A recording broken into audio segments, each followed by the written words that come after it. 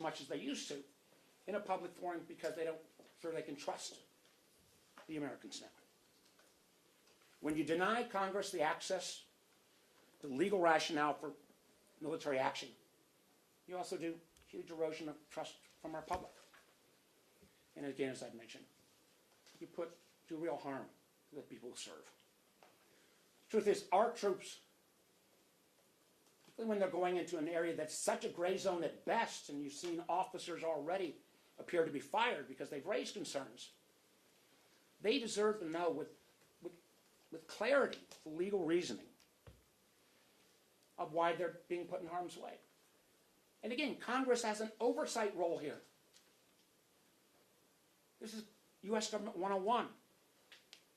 And frankly, not to be divided and used as political pawns. And the truth is as well, my Republican colleagues bear responsibility as well. You know, every senator, regardless of party, should have a say on how military force is used. And frankly, Congress has a right and obligation to understand the legal basis. You know, my proudest tenure has been on the Intelligence Committee, and I am proud of its record. I've served under Democrats, Republicans. I've been chair of the committee. I can tell you, Saxby Chambliss, Dianne Feinstein, Richard Burr would have never allowed this to happen. So the question I got from my Republican senators, if you're sitting in this room getting clearly what had been prior Gang of Eight level classified information, didn't somebody raise their hand and say, well, holy crap, where are the Democrats? Who was willing to say, you know, isn't there a constitutional obligation here? You know, it is about separation of powers. For the folks who wave their Constitution around, read the damn thing. And then explain why you would sit through that briefing and not call foul. So I call on this administration to immediately provide not only the OLC opinion, but as well as the secret target list that was briefed, my understanding, yesterday as well. And this ought to go to every senator, not Gang of Eight, not just the Intelligence Committee members, now that they have already broken the seal. Everybody needs to be read in. That is what Americans deserve. That's what every senator deserves. Not this cherry picking for political purposes. The country deserves better. And we'll see if anyone is willing to stand up and push back. Take your questions. Senator, two questions. It's obvious why a target list is classified. Why is the legal rationale? I don't have any freaking idea. If you've got a valid legal opinion, wouldn't you want to share it with every member? If you believe, I think the administration does, that we know these guys are bad guys, wouldn't you want to catch them and show the world the drugs and show their history of bad activities? The idea that they were afraid, I guess, of a War Powers Act, and they're going to cherry pick Republican senators and share it only with them? Come on, we've been doing this stuff for a while. It's never worked this way. And if we allow this kind of foul to take place, what happens next time? We've already seen, just one last comment on this. I guess I shouldn't be shocked. Only Republicans were called before the strike on Iran. So we are starting a pattern now that says national security, which has always been the province of bipartisanship. It has been the province where, particularly in the Senate, we keep our secrets classified. They are blowing that all up. And just a quick follow-up. You said you met last week with Secretary Rubio. Do you believe that classified briefing had less information than the briefing that the Republicans got yesterday? I presume it did. The most secret of briefings, because it has supposedly this target list. Now, and again, let me be clear. You know, I've worked well with Marco over many, many years. I was proud to support him for Secretary of State. He looked me in the eye and promised me this. I hope that he assumed that promise would be carried out before he left the country. And I'm going to give him the benefit of the doubt until proven otherwise. But if some lackey in the White House said, no, we can't share that. We can't open ourselves up to actual congressional oversight. In any administration, including Trump 1, that person would be fired. On military strikes themselves, I'm wondering if there's anything that the Trump administration could tell you, if and when they do tell you, and other Democratic senators, that would lend your support to what's been going on, what we've seen been going on with these strikes in international waters. Well, first of all, we've got to make clear that we're frankly not putting our service members in harm's way. That means you got to see the underlying legal opinion. And let me acknowledge, Maduro is a bad guy. The drug gangs are awful. But if we have all of the evidence that I think the administration is representing, they ought to share that. Now, you've got to protect sources and methods. I get that. But the idea that they're going to kind of arbitrarily pick a dozen Republican senators to share this with and throw this into a partisan scrum? Where in the hell are my Republican colleagues who are willing to stand up and say, no, this is wrong? Yes, sir. According to the U.S. Justice, these cartels that operate in the Caribbean Sea have a relation with the Maduro regime. So do you think it's important to end the Maduro regime, and what do you think is the best way to do that? I would simply say this, two things. I wish the American government, frankly under President Biden, would have pushed much stronger when the Venezuelan people, in an enormously courageous move, voted in overwhelming numbers, close to 65%, to throw Maduro out. And I think we missed an opportunity there. I would also say I am going to accept the analysis of our top intelligence professionals who, at least earlier this year, said Trendalagua, bad guys, Maduro, bad guys, but did not see that linkage, and they were fired because they wouldn't bend their analysis to political purposes. And I can tell you, major allies of America took note of that and basically said to me, I meet with them regularly, what the hell is going on? Yeah, one follow-up. I'm going to get everybody. Senator, it seems like you reached out to the Trump administration yesterday when this news broke. Did they give you the documents as a No. member of the gang? They No, didn't. I've not gotten out. They supposedly are going to make them available now. Bullshit. And did they say anything else? No, I think they know they screwed up. But saying they screwed up, if they say they acknowledge they screwed up, fire somebody. But the question I've got is, this is a pattern. This is not a one-off. And where in the hell were my Republican senators who we have worked on everything in a bipartisan fashion? Why didn't they say, isn't this a little bit weird that we don't have any Democrats in the room? We're going to go through everything. You sent a letter along with Representative Himes last week to DNI Gabbard requesting more information on the strikes. Have you received a response to that? And then secondarily, I'm wondering if you can tell us more about what you understand the rationale to be behind yesterday's briefing. Was it to sway holdouts on the War Powers Resolution? The White House doesn't clue me in on their political strategy. They don't have to do that. They do have to follow the law. And, I don't think, we did not receive a response from Gabbard. I'm not sure we've received a response from Gabbard on any missive we've sent since she's been in that office. So you have not received an explanation why Democrats were excluded from the briefing yesterday? We got a ham-handed, oh, maybe you're right, whatever. I say bullshit. Did you I say this is so outrageous, and it's not, again. When we sit in our we generally, I've been in hundreds and hundreds of these meetings, and almost all the time, you can't tell who's Republican or Democrat because this is about our country's national security. This ought to be our shared responsibility. The idea that we're going to selectively give on a partisan basis only information about putting troops in harm's way, you allow this precedent to stand? And not only are our troops made less safe, but our country's made less safe, and who in the heck around the world is going to really trust us? Yes, ma'am. Senator Rounds said this morning that he did reach out to the White House afterwards and ask where Democrats were after he went into the briefing and didn't see anybody there. Have you spoken with him or other Republicans? I have spoken briefly with my clients. I have a lot of faith in my clients. But the question I got to ask everybody is,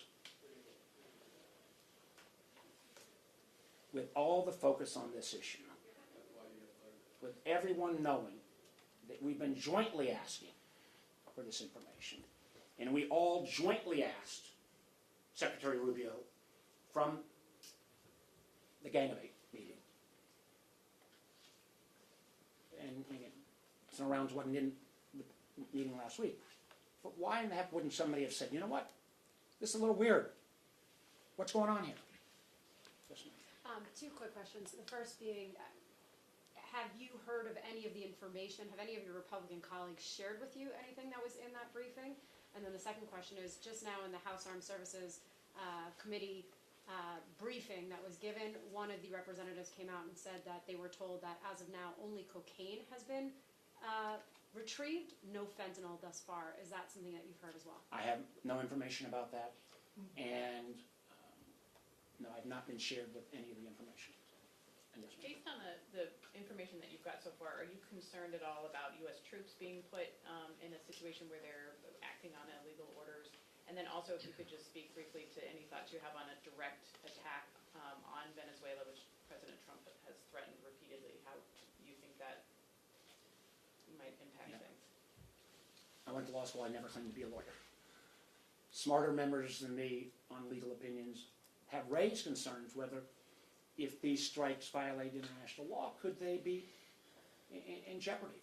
That's why you have an Office of Legal Counsel that's supposed to give the rationale. And dragging your feet, we've been asking for this, not for days or weeks, but I think it's been for months since they started. Not sharing that is, frankly, unprecedented. Promising it and then only sharing it with Republicans? When will there be such an abuse that people will say enough? I don't know. Yes, ma'am, then we'll go. Last month you said that you had a visit to an intelligence agency blocked and rescheduled. Was it rescheduled? Did you ever hear back? And have you attempted to go to any other agency? I am scheduling with another agency that is in Virginia a meeting in terms of my normal course of oversight. And again, this was the case again of Ms. Loomer, who was so out of the mainstream that couldn't even get a job in the Trump administration, yet seems to pull Hegseth and Gabbard strings. Again, it was a case after they got caught on this, they tried to cook up a response. That was baloney. We talked about in the Intelligence Committee, and all of my Republican Senate friends said, I'm not going to make a prerequisite that I got to bring a Democrat every time they do their oversight responsibility. Under the rules that the White House proposed, you couldn't, when you're on a Codell, you couldn't visit a CIA station to buck up morale if you didn't bring a bipartisan do. It was, again, such a obvious effort to try to clean up the mess. And I look forward to my visit. I'll invite anybody else that wants to go along. I don't expect anybody else to go along.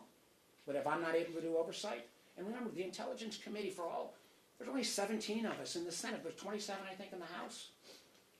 If we don't do this job, no other senator, no other congressperson gets the right to do the same kind of oversight. You take that away, and this is how, without oversight, this is how the intelligence community gets in trouble. And I know the intelligence community. They want the oversight. This was not a pushback from any of the professionals. Because I think they want to have, frankly, all of us reinforce the fact that they need to be independent and speak truth to power. And I got to tell you, they are under such pressure at this point. I've never seen anything like this. And again, this makes America safe, less safe. Senator, do you believe that one of the objectives of this operation is to remove Maduro from power? I don't know what the final objective is.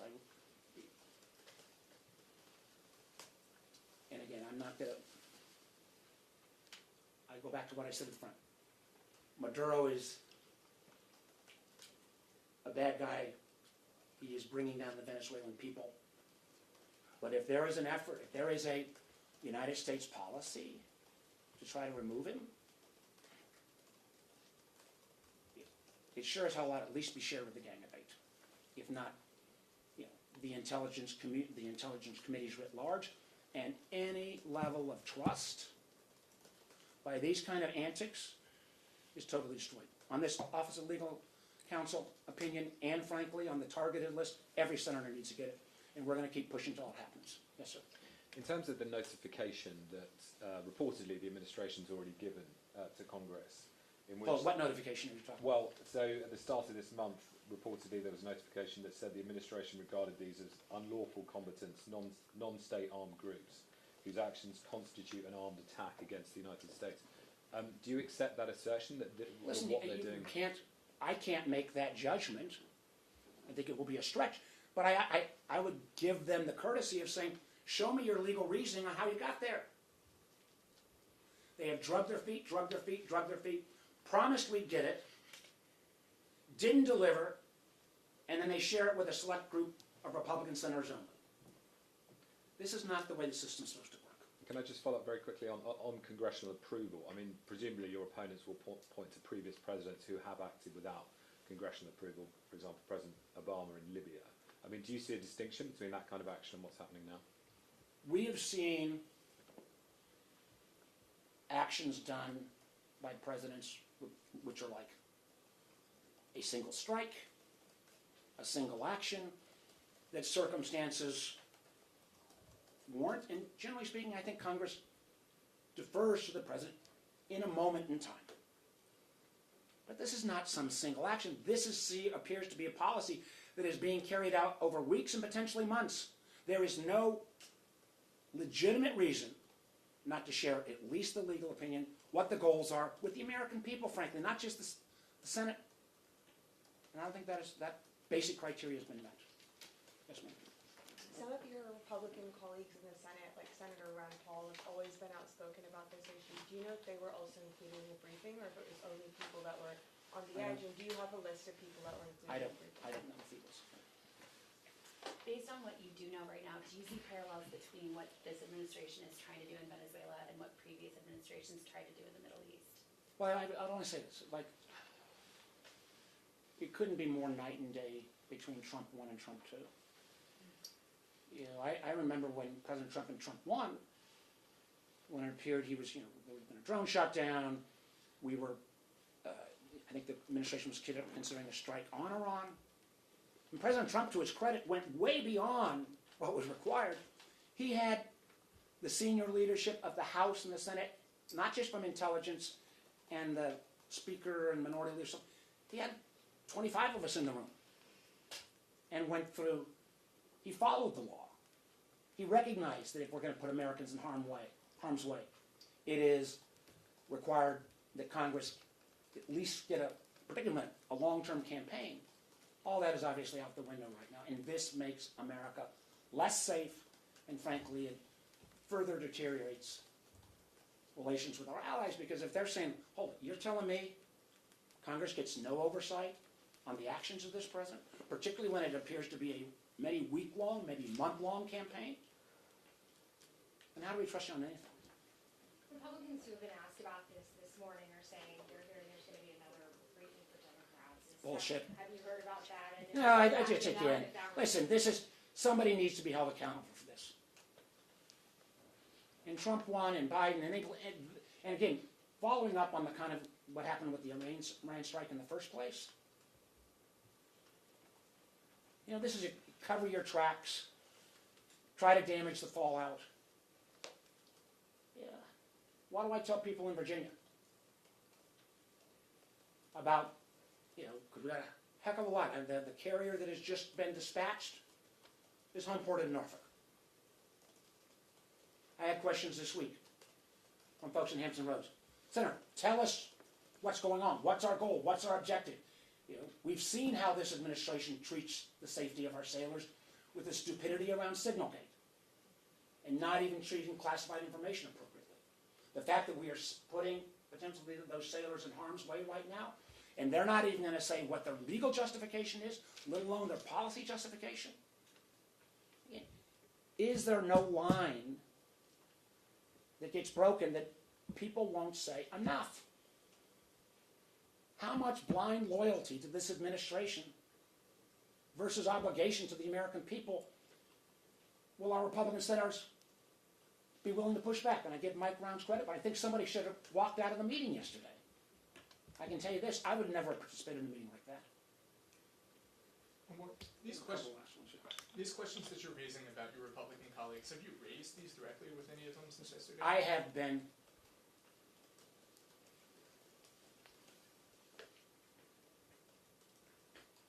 raised the undermining of the independence of the IC for months. In a skiff. In a place where we are confidential with each other. And frankly, the reaction I get is I get a lot of, well, you're right, Mark, and kind of a hangdog look. Well, this is more than a response of, well, we just, this guy's the president, we're just going to go along. This is against every norm of how national security policy has worked. And when we make it a partisan affair, bad things happen. Sorry, just one last question. Was there a sense in any of your conversations with your Republican colleagues in the Intelligence Committee that they had seen anything in any of the briefings that they had gotten that satisfied their own? I have no idea. That was just yesterday. I can tell you this. There was enormous bipartisan concern. And that's why they, I think, tried this political ploy to try to give assurance to their team. And it's just, the American people deserve better. Frankly, members of the Senate should expect better. And, some oops makeup session doesn't cut it. My understanding is they want to simply offer this to the Gang of Eight. That doesn't cut it. Every United States senator ought to be read in, and until that happens, I don't know how you even begin to rebuild trust. Thank you very much.